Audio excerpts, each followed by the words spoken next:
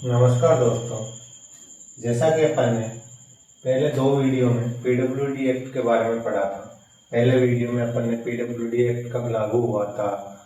कब इसको बनाया गया था, कब इसकी जो बैठक हुई थी, जो 5 दिवसीय बैठक हुई थी बेंचिंग में, वो कब हुई थी, वो सारी चीज़ें पढ़ी थी। सेकेंड वीडियो में अपन ने इसके तीसरे अध्याय से लेके 9वें अध्याय तक की डिस्कस किया था। और आज ये थर्ड वीडियो और लास्ट फाइनल जो पीडब्ल्यूडी एक्ट का फाइनल वीडियो है, इसमें जो फाइनल क्लास है उसमें हम जो इसके बाकी जो अध्याय है 10 से 14 उसके बारे में डिस्कस करेंगे। तो स्टार्ट करते हैं।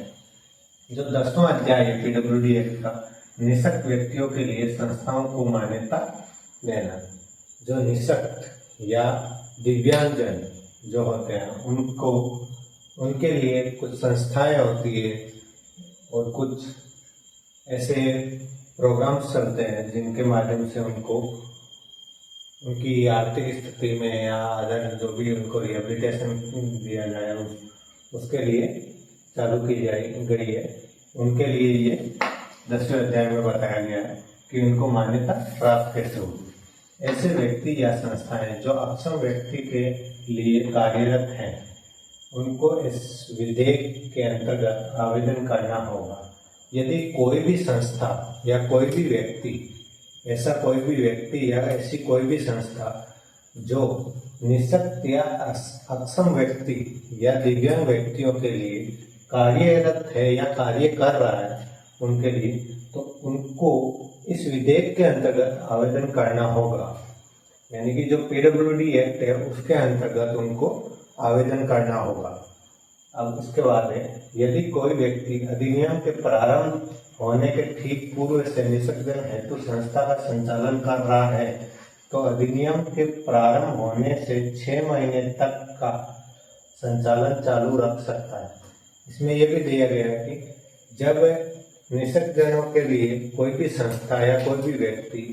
जो ये अधिनियम बना उससे पहले लागू किया गया, उससे पहले से ही इस क्षेत्र में कार्य कर रहा है या कार्यरत है कोई भी व्यक्ति या संस्था, तो वो ये अधिनियम लागू होने के बाद भी 6 महीने तक उस संस्था को या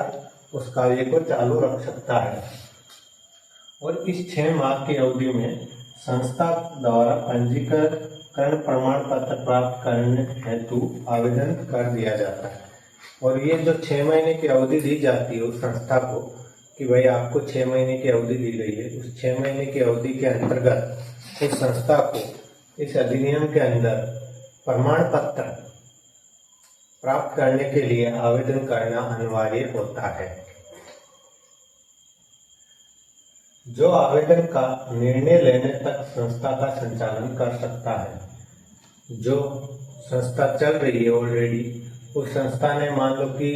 पीडब्ल्यूडी एक्ट में आवेदन किया है 6 महीने के अंदर, तो वो 6 महीने के अंदर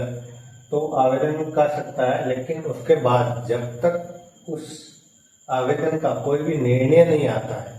तब तक वो उस संस्था का संचालन कर सकता है या चालू रख सकता है। 11वीं जो अध्याय है उसमें क्या बताया, गंभीर रूप से निःशक्त व्यक्तियों हेतु संस्थाएं जो बहुत ज़्यादा सीवियर कैटेगरी में या प्रोफाउंड कैटेगरी के जो निःशक्त या दिव्यांग व्यक्ति होते हैं, उनके लिए कुछ विशेष संस्थाएं संचालित की गई है। उनके बारे में इस अध्याय में बताया गया है। इसमें क्या बताया, निःशक्त जन अधिनियम में ये बताया गया है कि प्रत्येक सरकार गंभीर निःशक्त व्यक्ति हेतु संस्थानों का संचालन कर सकती है। इसमें यह बताया गया है कि प्रत्येक राज्य की सरकार या प्रत्येक सरकार जो गंभीर व्यक्ति होते हैं, निःशक्तजन होते हैं या दिव्यांगजन होते हैं, उनके लिए जो सरकार है उसके द्वारा उन व्यक्तियों के लिए संस्थानों की स्थापना की जा सकती है, संचालन कर सकती है। यदि कोई संस्था पूर्व से ही गंभीर रूप से निःशक्तता से ग्रसित व्यक्तियों हेतु कार्य कर रही है, तो राज्य सरकार इस अधिनियम के तहत मान्यता प्रदान कर सकती है। इसमें यह भी बताया गया है कि कोई भी ऐसी संस्था है जो पहले से ही गंभीर निःशक्तजन या अक्षम या दिव्यांग जन व्यक्तियों के लिए कार्यरत है, कार्य कर रही है, तो राज्य सरकार को अथॉरिटी है कि वो उस संस्थान को अपनी जो मान्यता है वो प्राप्त कर सकती है, वो भी किसके अनुसार, इस अधिनियम के अनुसार। सामान्यतः ही इस अधिनियम के अंतर्गत उन संस्थाओं को मान्यता प्रदान की जाएगी जो अधिनियम के नियम व शर्तों का पूर्णतः पालन करेगी। अब इस अधिनियम के तहत तो मान्यता तो प्राप्त कर सकते हैं सरकार, लेकिन मान्यता किनको प्राप्त होगी, कौन सी संस्थाओं को इस अधिनियम के तहत मान्यता प्राप्त होगी जो पूर्व से चल रही है या संचालित है, तो वो उन्हीं संस्थाओं को मान्यता प्राप्त होगी जो संस्थाएं पूर्णतः इस अधिनियम के जो नियम और शर्तें हैं उनका पालन करती है। कुछ इस अधिनियम के नियम से या रूल्स हैं या कुछ शर्तें हैं, टर्म एंड कंडीशंस है, उन कंडीशंस को फॉलो यदि करती है कोई भी संस्था, तो उसी संस्था को मान्यता प्राप्त करेगी। अब अगला है 12वां, निःशक्त व्यक्तियों के लिए आयुक्त एवं आयुक्त, यानी कि निःशक्त व्यक्तियों के लिए एक आयुक्त का गठन करना। इसमें क्या बताया गया है, केंद्र सरकार को विधेयक लागू करने के लिए एक मुख्य आयुक्त को नियुक्त करना होता है, यानी कि जो केंद्र सरकार है उसको इस विधेयक को लागू करने के लिए एक मुख्य आयुक्त की जरूरत होती है। जो एक मुख्य आयुक्त होता है वो नियुक्त होता है, करना होता है। उसमें मुख्य आयुक्त एकाधिक आयुक्तों के कार्यों में समन्वय स्थापित करेगा, और जो मुख्य आयुक्त होता है वो ही जितने भी बाकी राज्यों में जो आयुक्त बने हुए हैं उन आयुक्तों के जो कार्य हो रहे हैं इन दिव्यांगजनों पे या निःशक्तजनों पे या संस्थाओं द्वारा, उनमें एक समन्वय, सामंजस्य बनाए रखने का कार्य करता है। केंद्र सरकार द्वारा दिए गए फंड के उपयोग को जांचेगा तथा जिन जिन संस्थाओं को केंद्र सरकार फंड देती है, इन बच्चों के लिए, दिव्यांग बच्चों के लिए या निःशक्त व्यक्तियों के लिए, उन जो संस्थाओं को अपने केंद्र सरकार जो फंड देती है उस फंड की जांच भी ये आयुक्त ही करता है। राज्य स्तर पर भी आयुक्त के समान जिम्मेदारी होगी तथा राज्य स्तर पर जो आयुक्त बनते हैं, आयुक्त का गठन किया जाता है या आयुक्त को नियुक्त किया जाता है, उन आयुक्तों का भी यही कार्य होता है कि वो भी केंद्र सरकार का जो मुख्य आयुक्त है उसकी सहायता करे और उसके काम में सहयोग करे, और ये उनके लिए भी ये समान जिम्मेदारियां होगी। जो निःशक्त व्यक्तियों के कल्याण व अधिकारों की रक्षा करने के लिए सरकार द्वारा नीति, कानूनों और निर्देशों के लागू न होने से संबंधित शिकायतों को सुनेगा। जो आयुक्त नियुक्त किए गए हैं उनका मुख्य कार्य क्या होगा, सरकार द्वारा निर्दिष्ट कानून, जो कानून है इनके लिए, जो निर्देश हैं जो लागू किए गए कल्याण व अधिकार की रक्षा के लिए, उन वो लागू किए गए उनको ना लागू होने की स्थिति में उनकी जो शिकायतें होती है उनको सुनने का अहम भूमिका आयुक्त की होती है। अब आता है 13वां जो अध्याय है पीडब्ल्यूडी एक्ट का, उसमें सामाजिक सुरक्षा। सामाजिक सुरक्षा क्या है, इस अधिनियम के अंतर्गत सामाजिक सुरक्षा को ध्यान में रखते हुए सभी सरकार अपने पास संसाधनों के आधार पर विकलांग व्यक्तियों हेतु कार्य करने वाली गैर संस्थाओं और संगठनों को वित्तीय सहायता उपलब्ध करा सकती है। यानी कि इसमें ये दिया गया है सामाजिक सुरक्षा में कि इस अधिनियम के अंतर्गत जो ये अधिनियम है पीडब्ल्यूडी एक्ट में जो अधिनियम लागू किया गया है पीडब्ल्यूडी एक्ट, उस अधिनियम के अंतर्गत सुरक्षा को ध्यान में रखते हुए, निःशक्त जनों की जो सुरक्षा है उसको ध्यान में रखते हुए, सामाजिक सुरक्षा को ध्यान में रखते हुए सभी सरकार अपने पास संसाधनों के आधार पर, हर सरकार के पास कुछ संसाधन होते हैं, कुछ फंड्स होते हैं, उनके अनुसार इस क्षेत्र में जो भी संस्था जो गैर सरकारी संस्थाएं हैं या संगठन है उनको वित्तीय सहायता प्रदान करा सकती है। इस सहायता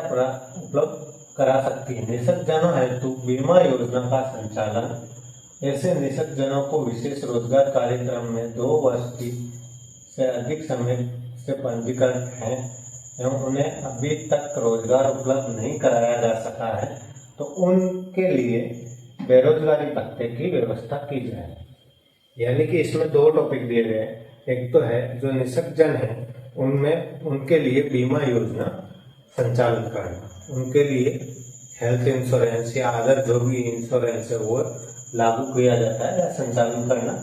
और दूसरी चीज है जो निःशक्तजन है जिनको कोई रोजगार नहीं मिला है, तो उनके लिए कुछ एक अमाउंट फिक्स किया गया है गवर्नमेंट के द्वारा जो बेरोजगारी भत्ते के रूप में मिलता है, वो बेरोजगारी भत्ते की व्यवस्था भी की जाएगी। अब है 14वां अध्याय और लास्ट इस पीडब्ल्यूडी एक्ट का जो अध्याय है वो अन्य, जिसमें सबको मिक्स किया गया है कि इसमें क्या है क्या नहीं है उसके बारे में बताया गया है। इस अधिनियम के अंतर्गत निःशक्तजनों हेतु उपलब्ध सुविधाओं का उपयोग यदि कोई व्यक्ति छल पूर्व करता है, मान लो कि जो निःशक्तजनों को या दिव्यांगों को जो अधिनियम के अनुसार अधिकार दिए गए हैं उन अधिकारों का यदि कोई भी सामान्य व्यक्ति या अदर कोई भी व्यक्ति उन अधिकारों का छल से या धोखे से उनका छलपूर्वक उपयोग कर रहा है, तो उसके लिए भी इस अधिनियम में बताया गया है कि प्रयास कर रहा है तो उसके लिए भी कुछ आपराधिक और कुछ दंड लागू किया गया है, जिसको कहते हैं कि उसको कुछ पनिशमेंट दिया जाएगा। तो वो पनिशमेंट क्या है, उसे 2 वर्ष की कारावास तथा 20,000 तक के जुर्माने का प्रावधान रखा गया। इसमें क्या है, यदि कोई भी व्यक्ति किसी निःशक्तजन के या दिव्यांग व्यक्ति का जो अधिकार है उसको छल से अपने खुद के फायदे के लिए उपयोग करने का प्रयास करता है, तो उसको 2 साल की कारावास हो सकती है या 20,000 का जुर्माना भी हो सकता है। ऐसे कानून को लागू करने के लिए मुख्य अधिकारियों एवं कर्मचारियों को भारतीय दंड संहिता की धारा 21 के अंतर्गत लोक सेवक समझा जाएगा। यानी कि इस जो कानून को लागू करने के लिए जो मुख्य कर्मचारी है, अधिकारी है और कर्मचारी है, उसमें भारतीय दंड संहिता की धारा 21 के अंतर्गत लोक सेवक समझा जाएगा, यानी कि लोक सेवा करने वाले समझा जाएगा। अधिनियम के उपबंधों क्रियान्वित करने के लिए अधिसूचना जारी कर आवश्यकता अनुसार नियम बना सकती है तथा इसी के अकॉर्डिंग कंप्लीट जो 14 अध्याय है इनके अकॉर्डिंग जो अधिनियम है उसमें कुछ भी अधिसूचना जारी करके दिव्यांगों और निःशक्तजनों के लिए आवश्यकता अनुसार नियम भी बना सकती है। तो हमारा पीडब्ल्यूडी एक्ट का जो पार्ट है फर्स्ट चैप्टर का सेकंड टॉपिक वो कंप्लीट होता है।